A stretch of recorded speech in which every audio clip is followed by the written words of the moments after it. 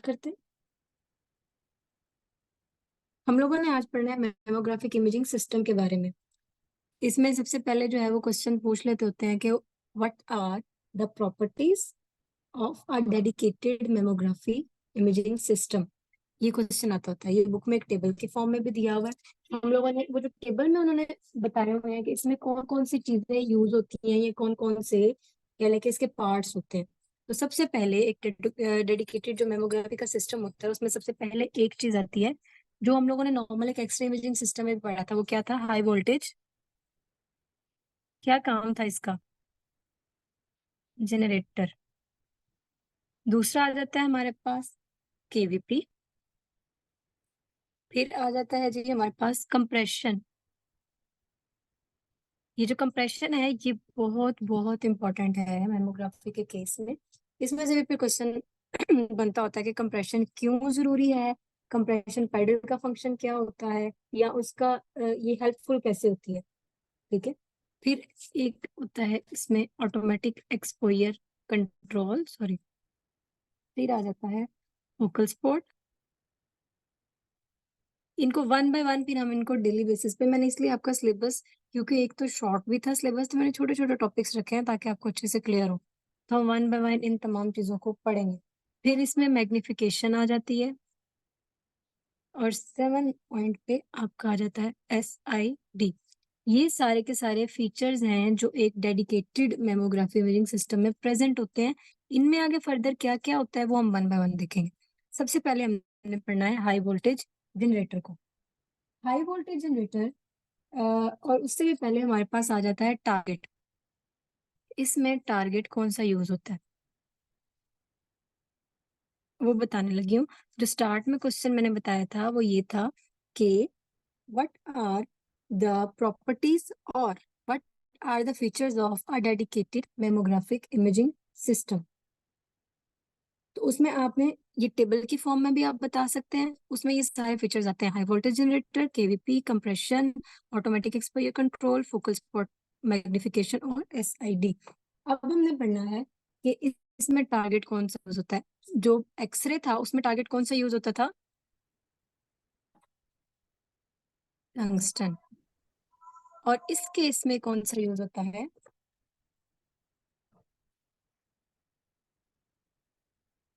Molybdenum. ये याद रखना है कि हम इसमें टंगस्टन क्यों यूज नहीं करते और मोलिब्डेनम क्यों यूज करते हैं। मोलिब्डेनम जो है ये टारगेट के तौर पर भी यूज होता है, ये फिल्टर के तौर पर भी यूज होता है। ठीक है। और 1966 में इसको इंट्रोड्यूस करवाया गया था। यस। इसका लो एटॉमिक नंबर होता है और हम लोगों को इसमें लो एनर्जी वाली रेडिएशन ही चाहिए होती हैं। ठीक है।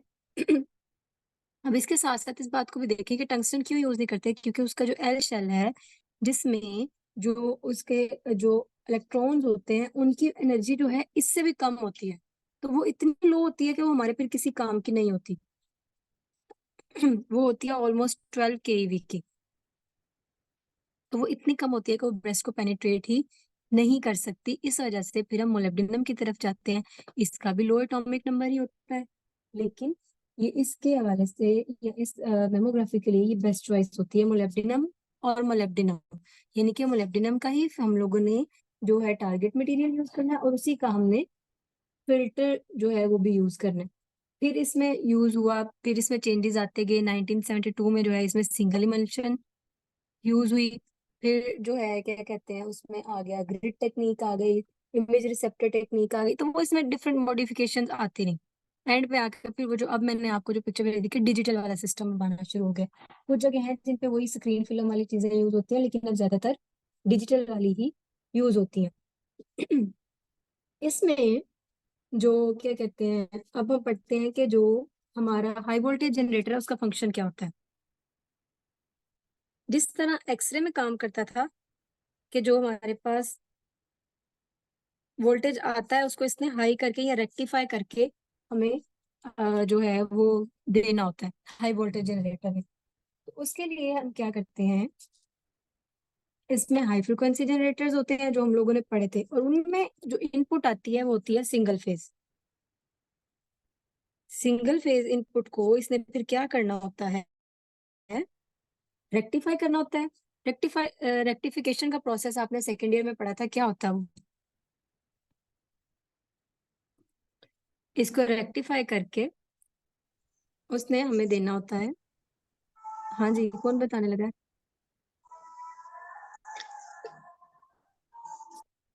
अच्छा, आपने कुछ कहना है? ठीक है। तो वो जो आपने रेक्टिफिकेशन, रेक्टिफिकेशन का पूछा था तो वही बताने लगी थी। हाँ हाँ बताएं, क्या फंक्शन होता है रेक्टिफिकेशन का? जिसमें हम एसी को करंट को डीसी करंट में चेंज कर देते डीसी हैं। में चेंज करते हैं, बिल्कुल। तो मतलब हमारे पास जो है नॉर्मल सिंगल फेज आ रहा होता है, और उसमें वो एसी होता है, उसने रेक्टिफिकेशन करके इसको एसी को डीसी में चेंज करना होता है। ठीक है। तो रेक्टिफिकेशन के जरिए हम लोगों को फिर एक तो स्मूथ पल्स मिलती है, और स्मूथ जो है वो वोल्टेज वेवफॉर्म मिलती है किसकी? डायरेक्ट करंट की। ठीक है। और इससे फिर जो है ये पावर उसके पास जाती है इन्वर्टर सर्किट के पास। इन्वर्टर सर्किट जो होता है फिर इसको हाई करके हम लोगों को हाई फ्रिक्वेंसीज की हमें प्रोवाइड करता है, जो फिर आगे यूज होती है, और वो होती है ऑलमोस्ट 5 to 10 kHz। ये याद रखना है कि जो हाई वोल्टेज जनरेटर है उसके पास सिंगल फेस में आ रहा होता है। ठीक है। इनपुट उसकी सिंगल फेज में आ रही होती है, उसको फिर रेक्टिफाई किया जाता है, यानी कि जो एसी करंट है, अल्टरनेटिंग करंट है, उसको डायरेक्ट करंट में चेंज करके प्रोवाइड किया जाता है। और वो स्मूथ करंट होता है, और उस पल्स को फिर क्या किया जाता है? एक इन्वर्टर सर्किट में डाला जाता है। डीसी करंट को फिर इन्वर्टर में डाला जाता है। इन्वर्टर जो है वो फिर उसको हमें उसकी फ्रिक्वेंसी हाई करके हमें देता है, और वो 5 to 10 kHz होती है। ये एमसीक्यूज पूछ लेते हैं कि वो जो इन्वर्टर सर्किट है वो हम लोगों को कितनी उसकी फ्रिक्वेंसी प्रोवाइड करता है। तो वो 5 से 10 kHz में प्रोवाइड करता है।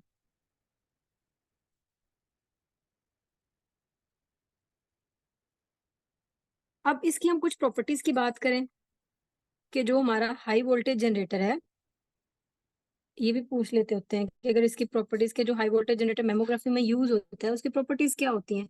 नंबर वन, जो सिंगल और थ्री फेज वाले थे ना अर्लियर वाले, उनकी निस्बत जो था, जो हमें हाई वोल्टेज जनरेटर ये वाला जो था, ये हाई फ्रिक्वेंसी जनरेटर्स।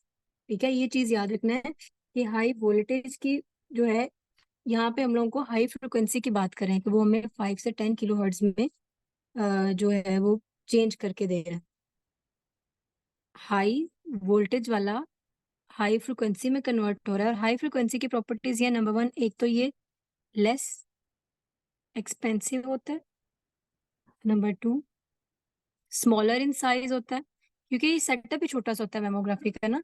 एक्सरे या फ्लोरो वगैरह की ट्यूब्स की तरह ये बहुत बड़ा सेटअप नहीं होता कि इसके लिए मैं बहुत बड़ा साइज में चाहिए। नो, इसका एक स्मॉल साइज होता है, लेस जो है एक्सपेंसिव होता है। फिर इसकी जो एक्सपोजर रिप्रोड्यूसिबिलिटी है ना वो बहुत ज्यादा होती है।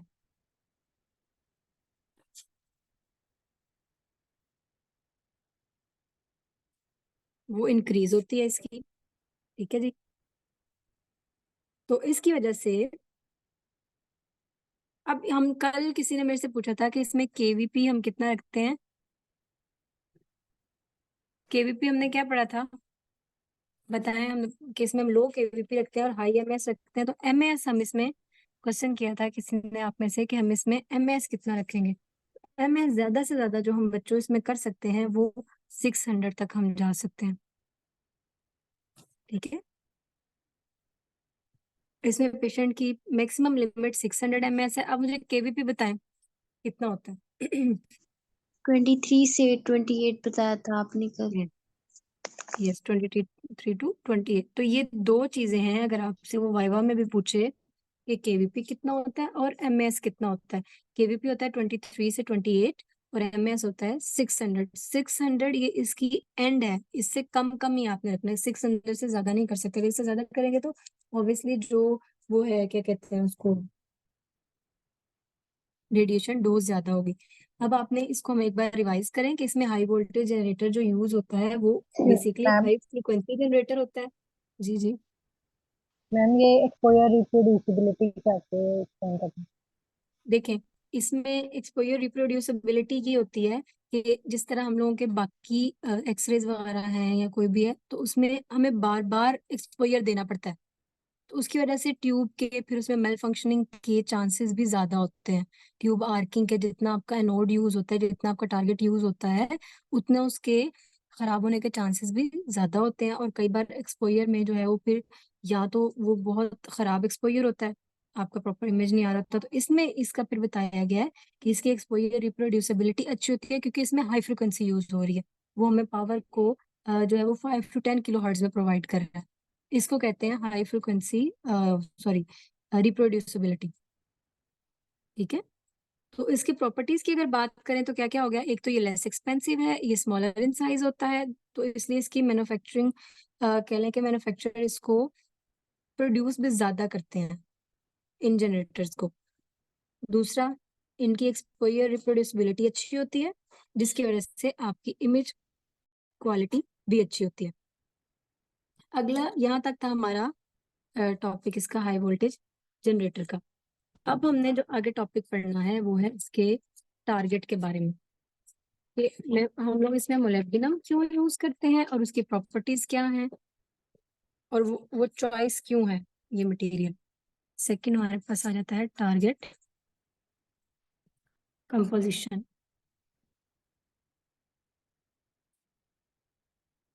इसमें हम जो यूज करते हैं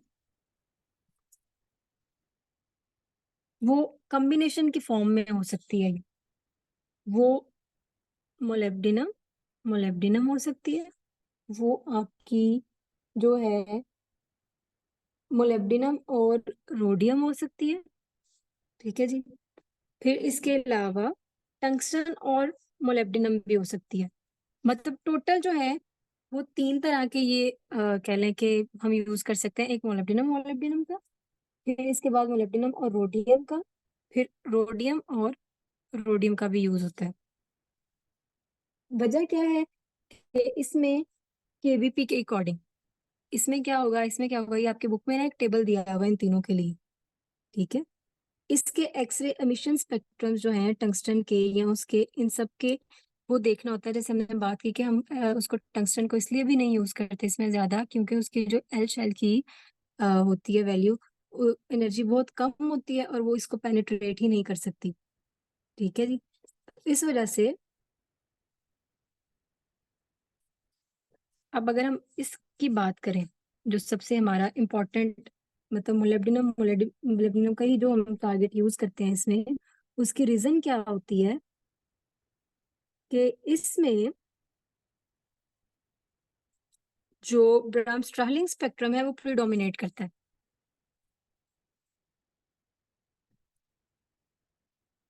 रिवाइज करें इसको, ये क्या होता है, क्या होती है ये।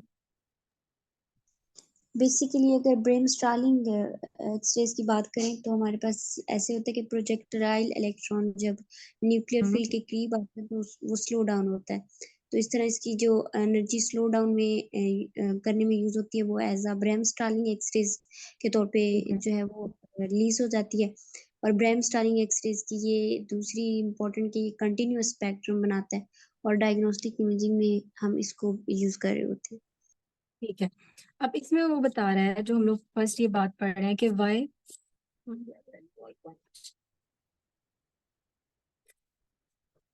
ये हम जो बात कर रहे हैं, पहले हमने पढ़ा कि हम 3 तरह के टारगेट यूज कर सकते हैं, मोलिब्डेनम मोलिब्डेनम, और एक बात की कि टंगस्टन का भी वो भी बहुत कम। तो मोलिब्डेनम रोडियम और रोडियम रोडियम, ये 3 तरह के कॉम्बिनेशन में हमारे पास आते हैं। अब हम वाई नॉट टंगस्टन, ये इस क्वेश्चन का आंसर ये है कि एक तो वो ब्राम स्टार्लिंग जो स्पेक्ट्रम होता है एल शेल से जो 30 kVp पे प्रोड्यूस हो रहा था, उस पे 12 किलो इलेक्ट्रॉन वोल्ट की हमारे पास करेक्टरिस्टिक एक्सरेज प्रोड्यूस होती हैं। ठीक है, अब इसमें क्या होता है कि जो हमारा मेमोग्राफी होता है उसमें हमारी जो आइडियल रेडिएशंस होती हैं वो कौन से, वो 17 से लेके 24 किलो इलेक्ट्रॉन वोल्ट की होती हैं। जब यहाँ पे हमारे पास 12 किलो इलेक्ट्रॉन वोल्ट की होगी तो उसका किसी किस्म का कोई यूज नहीं होगा, वो सिंपली बस एब्जॉर्ब होती है। वो कोई हम लोगों को किसी किस्म का कोई कंट्रास्ट या कोई भी यूजफुल इंफॉर्मेशन नहीं देता। बात समझ आई यहाँ तक? ये इसके हम एल शेल की, टंगस्टन के एल शेल की बात कर रहे हैं वहां से, क्योंकि वो ब्राउनस्टार्लिंग इफेक्ट या जो है क्या कहते हैं प्रोड्यूस होते हैं, फिर आगे वो सारी फैक्ट्री 6 एक्सरेज प्रोड्यूस होती हैं। तो इस वजह से ये सिर्फ और सिर्फ पेशेंट की रेडिएशन डोज बढ़ाती है, हम लोगों को कोई इमेज की इंफॉर्मेशन नहीं देती। इस वजह से हम फिर टंगस्टन को यूज नहीं करते। टंगस्टन का एटॉमिक नंबर क्या होता है?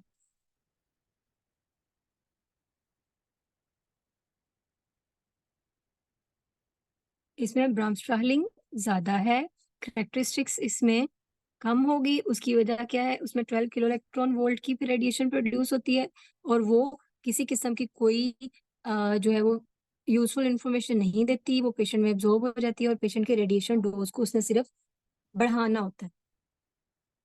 यहाँ तक बात क्लियर है?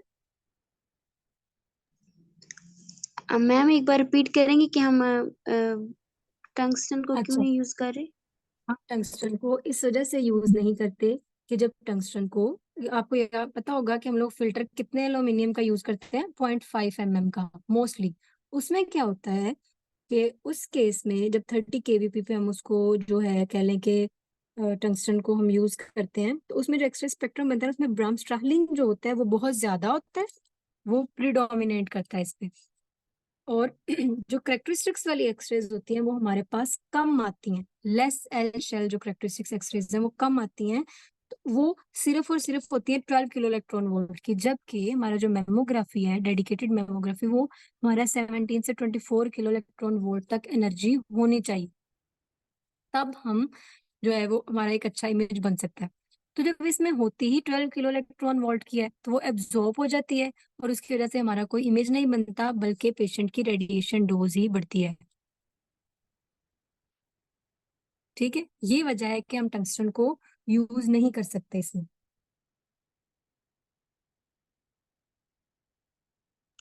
लेकिन उसके के शेल की तो 69 होती है ना? वो हमारे इससे ज्यादा हो जाएगी, हम इसमें यूज ही लो एनर्जी वाली करनी है। वो उसकी उससे भी ज्यादा हो जाएगी ना, फिर 24 से भी ज्यादा हो जाती है, वो 26 तक, 20। हम लोगों ने इसकी जो रेंज पड़ी थी वो क्या पड़ी थी कि हमने 28 तक ज्यादा से ज्यादा हमने करनी है। तो इसकी टंगस्टन का जो टारगेट है वो कम रेडिएशन भी देता है, कम से कम और ज्यादा से ज्यादा, लेकिन हम लोगों को जो रेंज चाहिए वो यही होती है, 28 तक। इस वजह से फिर हम किसको यूज करते हैं? मोलिब्डेनम को। बात क्लियर हुई है? जी। ठीक है, अब हम मोलिब्डेनम को बात करते हैं कि अब हम मोलिब्डेनम को क्यों यूज करते हैं, वाई।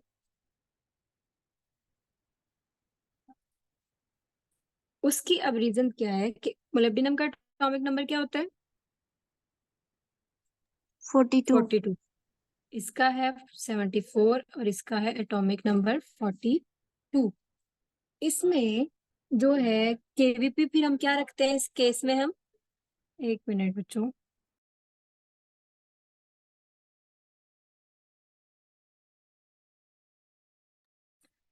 इसमें हम केवीपी रखते हैं। उसमें केवीपी हम लोगों ने 30 kVp पे उसको हम लोगों ने किया था, इसको ऑपरेट करते हैं 26 kVp पे, क्योंकि उसकी रेंज हमने कल पढ़ी थी कि केवीपी हमने रखना है, पीछे भी मैंने बताया कि उसकी रेंज हमारी है 23 to 28 है, जो आइडियल मेमोग्राफी की है। तो इसको, इसमें फिर फिल्टर भी हमारा मोलिब्डेनम यूज होता है।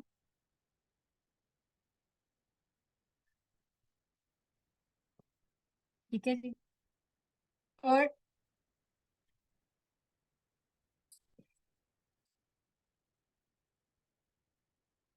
मोलिब्डेनम का एटॉमिक नंबर है 42, और जब हम उसको ऑपरेट करते हैं 26 kVp पे, उसका एमिशन स्पेक्ट्रम जो है वो फिर हम देखते हैं कि वो किस तरह का होता है। उसमें फिर प्रोमिनेंट एक्सरेज हमारी कौन सी होंगी,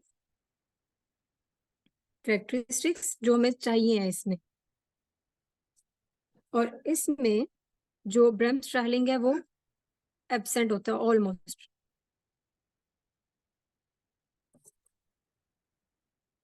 तो उसकी वजह से हम लोगों को फिर जो रिजल्टिंग कह लें कि एक्सरेज मिलती हैं जो हमारे यूजफुल होती हैं, वो 17 to 19 kV की होती हैं। फिल्टर भी इसमें मोलिब्डेनम यूज हो रहा है। ठीक है, केवीपी हमने 26 पे ऑपरेट किया, इसको हमने ऑपरेट किया था 30 केवीपी पे। तो उसमें 12 किलो इलेक्ट्रॉन वोल्ट उसके एल शेल से जो जनरेट हो रही थी ये, और उसमें ब्रह्मस्ट्रालिंग स्पेक्ट्रम ज्यादा था टंगस्टन के केस में, और करेक्टरिस्टिक्स कम था। हमें चाहिए क्या था? Characteristics X-rays. मोलिब्डेनम में जब फिल्टर भी साथ मोलिब्डेनम का यूज हो तो उसमें करेक्टरिस्टिक्स एक्सरेज ज्यादा होती हैं और ब्रह्मस्ट्रालिंग कम होता है या बिल्कुल नहीं होता। ठीक है जी। उस वजह से उसकी जो के शेल जो होता है, इसकी करेक्टरिस्टिक्स जो है वो ज्यादा प्रोड्यूस होती हैं, और उसकी एनर्जी होती है 17 to 19 किलो इलेक्ट्रॉन वोल्ट। और वो फिर हमारा जो कहने के ब्रेस्ट की इमेजिंग में बहुत हेल्पफुल होती है। यहाँ तक बात क्लियर हुई?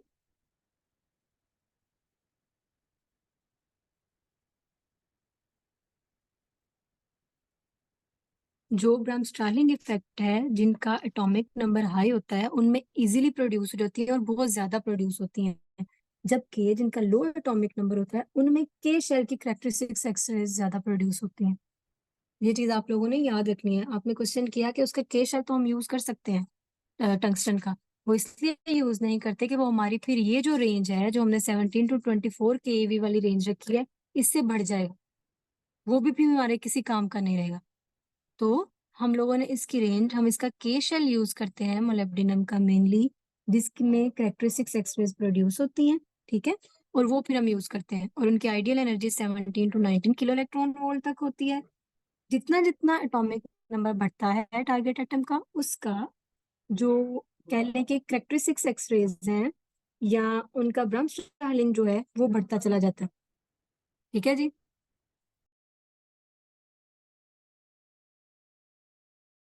Yes ma'am. आप लोगों के पास बुक है तो इसको एक बार रीड करें, ताकि आपका कॉन्सेप्ट यहीं पे क्लियर हो। ये चीजें ना अगर आपको बहुत कंफ्यूज लगेंगे जब आप पेपर में पढ़ेंगे, तो इसको एक बार रीड कर लें। और बुक पे ना उन्होंने टेक्निक चार्ट एक दिया हुआ है, उसको रीड कर लीजिएगा कि केवीपी कितना कितना होता है। रोडियम रोडियम का अगर हम देखें तो उसमें केवीपी 30 तक जनरेट होता है हमारे पास। इसमें 24 होता है मोलिब्डेनम मोलिब्डेनम में, और 26 तक भी जाता है। मोलिब्डेनम रोडियम का 28 तक जाता है। ठीक है जी।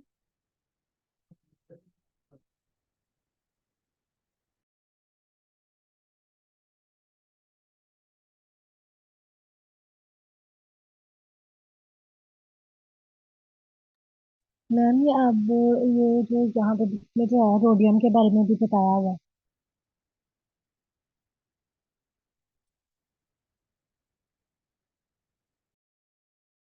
अच्छा, इसमें जो उन्होंने रोडियम का बताया हुआ है वो ये है,